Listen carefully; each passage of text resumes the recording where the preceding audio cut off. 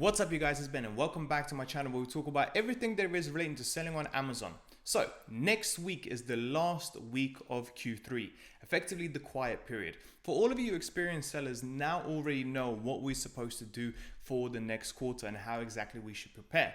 But for all of the new sellers that haven't experienced Christmas before, in today's video what I want to do is speak to you about product research and just give you a few quick tips and a few things that I personally think you should keep in mind when it comes to actually researching your very first product to start selling on Amazon.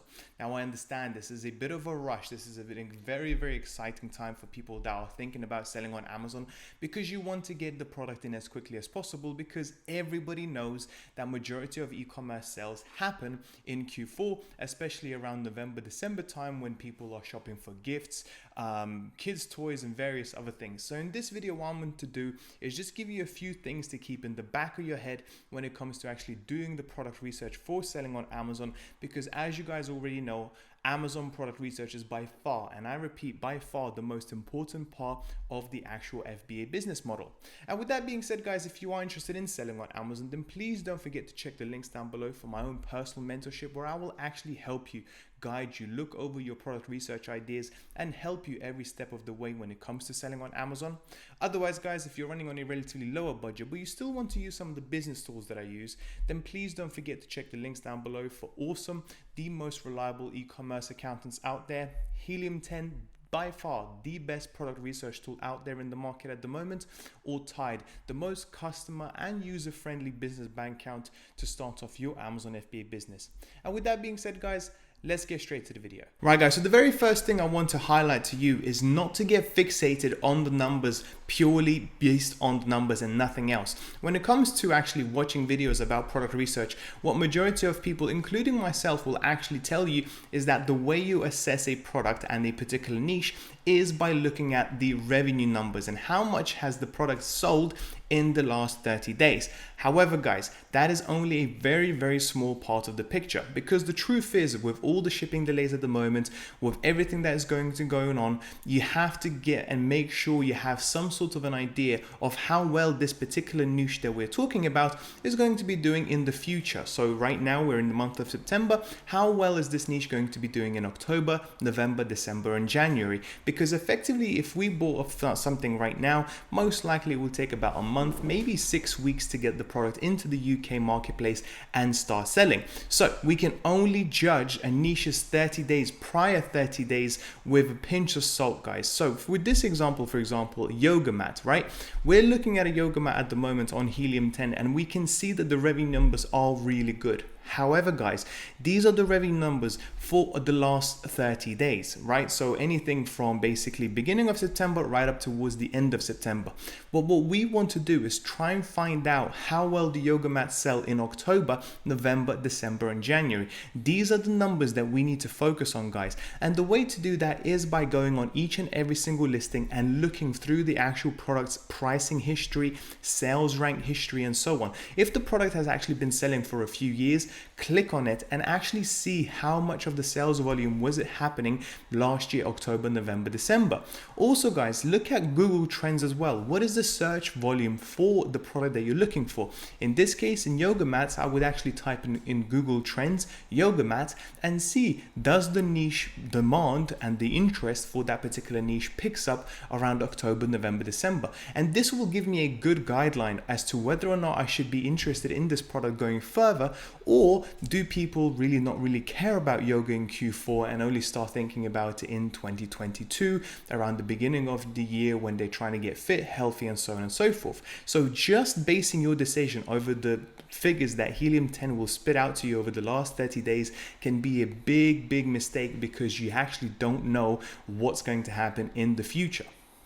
Now, the next thing that you guys need to think about as well is whether you should ship your products via air or via sea. And in most cases, for new sellers, in my personal opinion, you should start thinking about shipping those products via air as opposed to via sea. Now, I understand here, as you can see, are the pros and cons of air freight versus ocean freight effectively. However, guys, it shows here on ocean rate the fact that it's a much lower cost, and yes, that is correct. However, guys, the big problem is the fact that ocean freight takes a lot longer. In some cases, it can even take up to 2 to 3 months of getting the actual product. And imagine if, let's say, best case scenario, you order a product tomorrow and it takes 2 to 3 months to actually get the product into the UK, you by far will miss majority of the sales of Q4. And therefore, as a result of that, guys, in my personal opinion, you should now be gearing your product research more towards the air freight.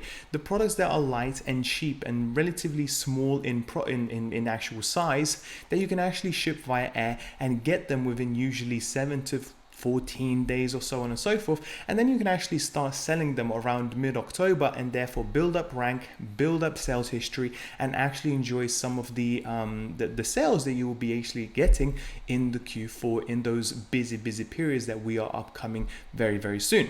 The next thing I want you to think about as well is storage. Now, this is something that we didn't actually need to think about back in the day when Amazon FBA was really promoting its, business from a laptop lifestyle effectively. However, guys, now things are different. Now you have to think about storage, because the truth of the matter of fact is that Amazon won't actually allow you to send all of the inventory straight away.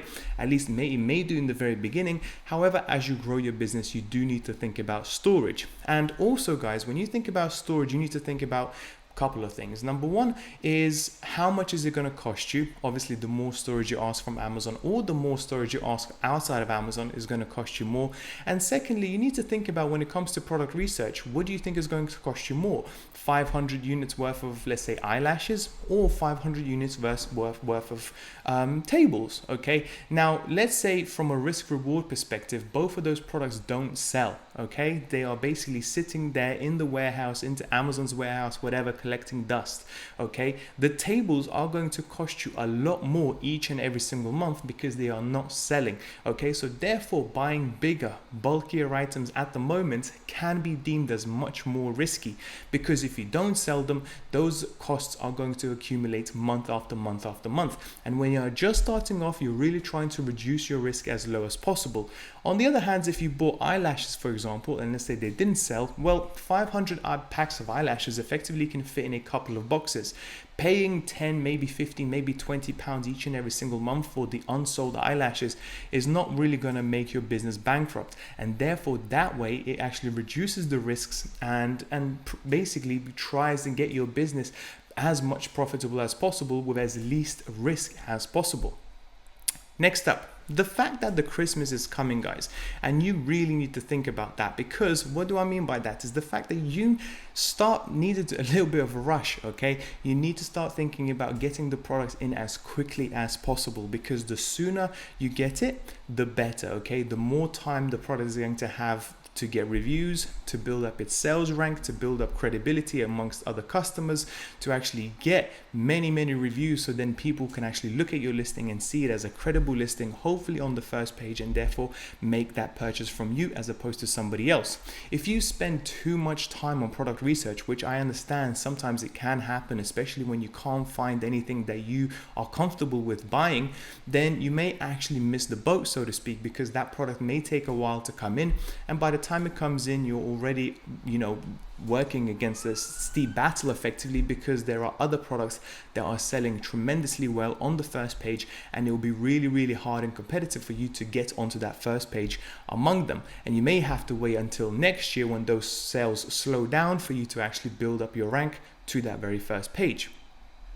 And then last but not least, in my personal opinion, going back to the risk and reward part, is the fact that I think for all of the new sellers out there, you should be looking for lower priced items, because again, it reduces your risk. But what also matters to me more than anything is the fact that lower priced items, in my experience, usually gives better return on investment. So let's say a product costs £1, it's much easier to get £2 back from Amazon as opposed to buying something that costs you £10 and getting £20 back. Okay, so you actually are reducing your risk and you're stretching the money, the budget that you have for this business model as much as possible. You're trying to spend £1 and get as much money back as possible, so then hopefully you can reinvest those profits and build up your business as quickly as possible.